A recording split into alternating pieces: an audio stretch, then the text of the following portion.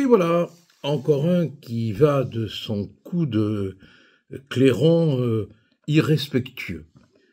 François Rebsamen, ancien maire de Dijon, nous a fait en quelque sorte monter la moutardonnée, si je puis dire, en osant déclarer qu'il respecte tous les partis politiques, y compris la France insoumise, qui a bien besoin de respect, sauf le Rassemblement national, qu'il ne respecte pas.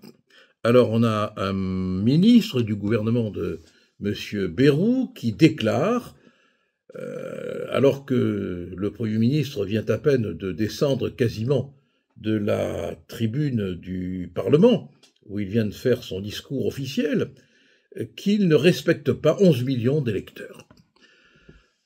Outre que cela pose des questions sur l'équilibre mental politique du personnage, cela pose aussi des questions démocratiques sur l'idée que l'on peut avoir de ces hommes qui décrètent comme ça que dans une démocratie, ils respectent ou ils ne respectent pas. Mais mon pauvre Rebsamen, ton respect, on n'en a rien à foutre, pour une raison très simple.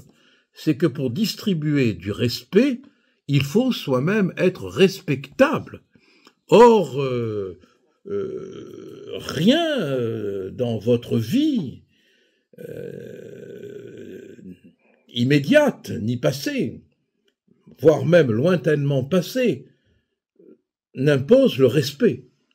Donc, sauf l'outrage démocratique, vous ne pouvez respecter personne puisque vous n'êtes pas respectable. Mais je voudrais quand même vous dire au passage que quand on appartient à un gouvernement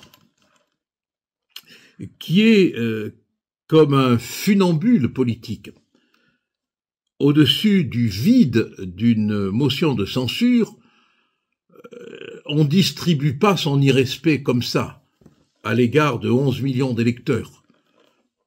En outre, quand on est un démocrate, on ne crache pas son mépris au visage de 11 millions d'électeurs.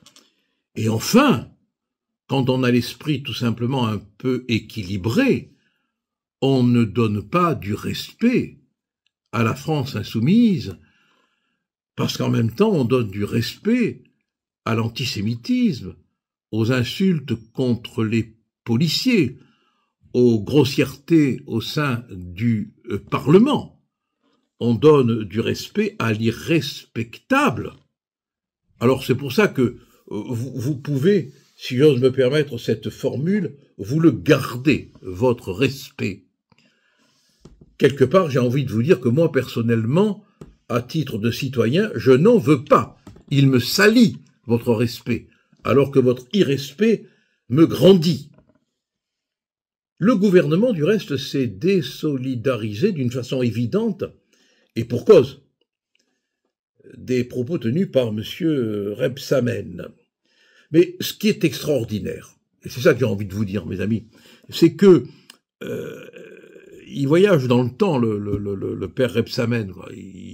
Il est complètement démodé dans ses propos. Bon, plus personne, à l'exception de quelques dinosaures politiques, démodés, ne tient de tels propos. On s'en fout complètement de savoir si M. Rebsamen respecte ou ne respecte pas telle formation politique.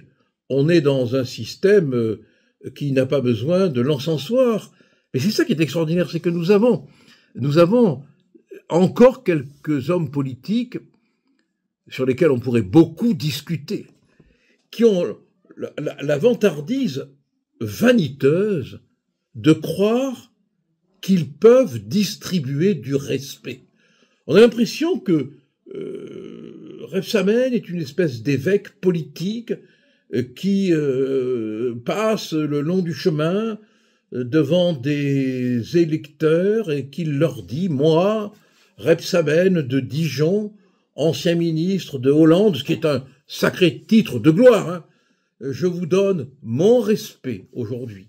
Et à vous, là, piétaille de l'armée démocratique du Rassemblement national, je ne vous donne pas mon respect. » Non mais vous vous rendez compte de la mégalomanie de la prétention qu'il faut avoir pour s'octroyer le droit de dire qui est respectable et qui ne l'est pas. En tout cas, moi, ce que je peux vous dire, c'est que, franchement, si je dois savoir que Rebsamen ne me respecte pas, ça me rend vachement respectable.